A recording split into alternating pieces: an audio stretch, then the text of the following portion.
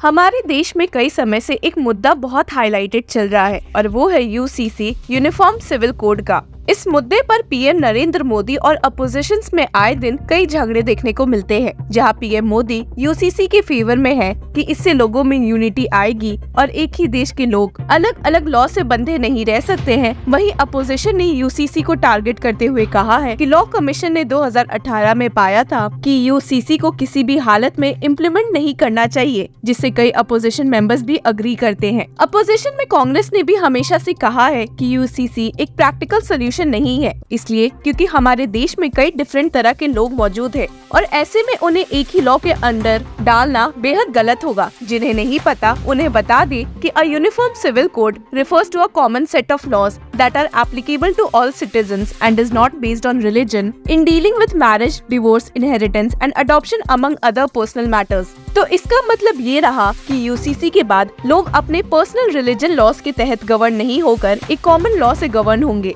भले पीएम मोदी इस लॉ को एक सेंट्रल लेवल पर नहीं ला पा रहे हैं अपोजिशन के बैकलैश की वजह से, वहीं आपको बता दे कि उन्होंने धीरे धीरे उन स्टेट्स में यूसीसी की दस्तक दे दी है जहां उनकी सरकार पावर में है। जी हाँ, यहाँ हम बात उत्तराखंड स्टेट की कर रहे हैं, जिन्होंने इस महीने यूसीसी बिल को पास करके पूरे देश में सुर्खियां बटोर ली है। उत्तराखंड के सीएम पुष्कर सिंह धामी ने लोगों को एक बड़ा शॉक दिया जब उन्होंने 7 फरवरी को असेंबली में ये बिल पेश करवाते हुए इसे पास भी करवा दिया था। आपको बता दें कि इस मूव से उत्तराखंड पहला ऐसा स्टेट बन गया है जिसने यूसीसी पास किया है। यूसीसी की बात सुनकर हमारे दिमाग में सबसे पहले गोवा आता है, पर क्या आपको पता है गोवा में पोर्टुगीज यूनिफॉर्म सिविल कोड 1867 से फॉलो किया जा रहा है। और भले गोवा फर्स्ट स्टेट है जहां यूसीसी है, पर उत्तराखंड इंडिपेंडेंट इंडिया का फर्स्ट स्टेट है जहां यूसीसी इम्प्लीमेंट किया गया है। और इसी की राह पर चलते हुए एक दूसरा स्टेट भी सामने आया है जो शायद ही जल्दी ही यूसीसी पास कर देगा, और ये स्टेट और कोई नहीं बल्कि असम है, जो भी बीजेपी रूलिंग स्टेट है।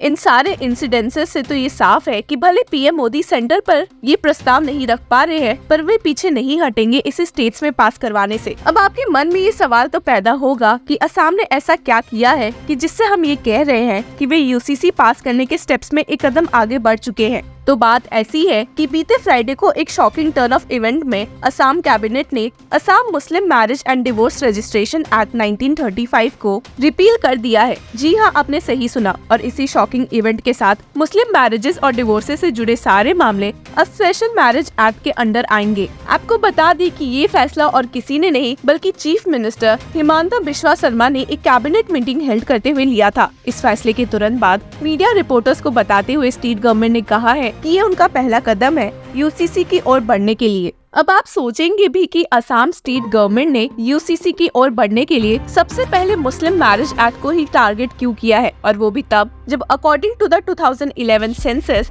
Muslims constitute 34% of Assam's population, standing at 1.06 crore out of a total population of 3.12 crore। तो आपको बता दे कि असम सीएम ने कहा है कि इस एक्ट को रिपील करने की नीड इसलिए पड़ी क्योंकि इस एक्ट के तहत मैरिज और डिवोर्सेस के मैंडेटरी रजिस्ट्रेशन की जरूरत नहीं थी, और ये एक वॉलंटरी टास्क है, जिसकी वजह से ये एक्ट कई इम्पोर्टेंट नॉर्म्स को फॉलो नहीं कर पा रहा था। इस एक्ट में एक मेन क्लॉज था जिसकी वजह से ये कदम उठाया गया है in that state, provided that if the bride and groom or both be minors, application shall be made on their behalf by their respective lawful guardians। State government ने मीडिया रिपोर्टर्स को बताते हुए कहा है, as per provisions of the act, there remains scope for registering marriages of intended persons below 21 years for males and 18 years for females, and there is hardly any monitoring for implementation of the act। और ऐसे में child marriage को ही कम करने के लिए ऐसे steps उठाए गए हैं। जैसे ही असम कैबिनेट ने ये फैसला लिया तो तुरंत ही ट्वीट करते हुए असम सीएम शर्मा ने पोस्ट किया,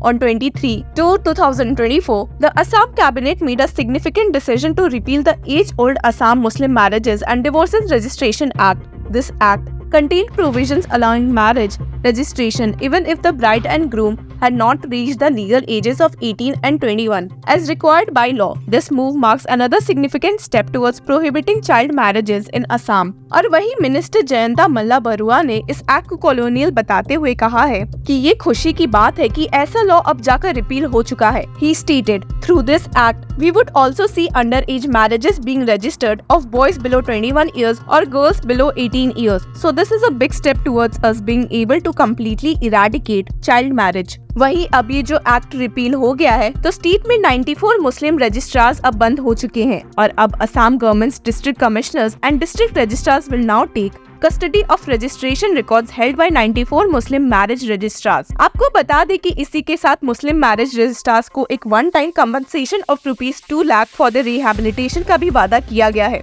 आपको बता दें कि जहां इस फैसले से कई लोग काफी खुश दिखे हैं, वहीं अपोजिशन ने इस फैसले के खिलाफ बोला है और इसमें और कोई नहीं बल्कि मेजरली कांग्रेस शामिल है। जब उत्तराखंड ने भी अपना यूसीसी बिल असेंबली में पेश किया था तो उस समय भी कांग्रेस लीडर्स ने इसके खिलाफ में बोला था। Congress MLAs insisted that they were not opposing the UCC bill but claimed that its provision need to be examined in detail so that any flaws can be removed before it is passed। Tilak Raj बहर जो कि Congress MLA from Kichcha है ने कहा कि article 44 of the Indian constitution जो इस UCC bill का बेसिस है साफ साफ ये कहता है कि UCC is in the context of the whole country and not just one state. उन्होंने इस बात पर भी जोर देते हुए कहा, we are not opposing the bill और it's passage but it should be refer to a select committee of the house before it is passed. और वहीं आदेश सिंह चौहान जो कि कांग्रेस एमएलए फ्रॉम जसपुर है ने कहा कि ये बिल ट्राइबल पॉपुलेशन को यूसीसी के अंडर नहीं रखती है, इसके बावजूद कि ये पूरे स्टेट में अप्लाई होगी and stated if it leaves the tribes of Uttarakhand out of its purview how can it be said to extend to the whole of the state. Hence I would propose that the bill be refer to a select committee of the house. और वहीं इस बिल को Asaduddin Owaisi president of all India Ittehadul Muslimeen ने भी oppose किया है, ये कहते हुए कि यूसीसी बिल एक हिंदू कोड है और कुछ नहीं and stated firstly Hindu undivided family has not been touched. Why? If you want a uniform law for succession and inheritance, why are Hindus kept out of it? Can a law be uniform if it doesn't apply to the majority of your state? आपको बता दें कि उत्तराखंड के UCC bill की तरह असम के CM ने भी कहा है कि वे भी जब यूसीसी बिल लेकर मौजूद रहेंगे तो ट्राइबल कम्युनिटीज को इसमें एक्सक्लूड कर देंगे। सिर्फ यही नहीं, आपको ये भी बता दे कि चीफ मिनिस्टर शर्मा ने कई बार कहा है कि वे यूसीसी को पेश करके रहेंगे और उसी के साथ वे काफी समय से एक बिल पर भी काम कर रहे हैं जो पॉलीगैमी को एक क्रिमिनल ऑफेंस बनाएगा, जो कि क्लियरली ऐसा शो कर रहा है कि मुस्लिम पर्सनल लॉ टारगेट होने वाला है। आपको बता दें कि the state government was in the final lap of its anti polygamy bill and was due to introduce it in the ongoing assembly session. However, Sharma suggested that it was likely to be put on hold for the time being with the state cabinet looking to align it with the UCC। Assam के CM की critics का कहना है कि वे ऐसा करके सिर्फ Muslim community को टारगेट करना चाह रहे हैं और in the larger scale PM Modi ही हिंदुत्व का शासन पूरे देश में फैलाना चाहते हैं। आपको बता दें कि बीजेपी को फटकारते हुए mister Owaisi also claimed that the BJP government has submitted in the supreme court that the UCC can only be enacted by parliament. उन्होंने ये भी बात ऐड की है कि UCC violates the fundamental rights of Indian Muslims. अब देखना ये होगा कि आने वाले दिनों में पॉलिटिक्स की दुनिया में क्या तूफान देखने को मिल सकता है। इस मामले में आपकी क्या राय है? Do let us know in the comment section. Until then, keep following law chakra.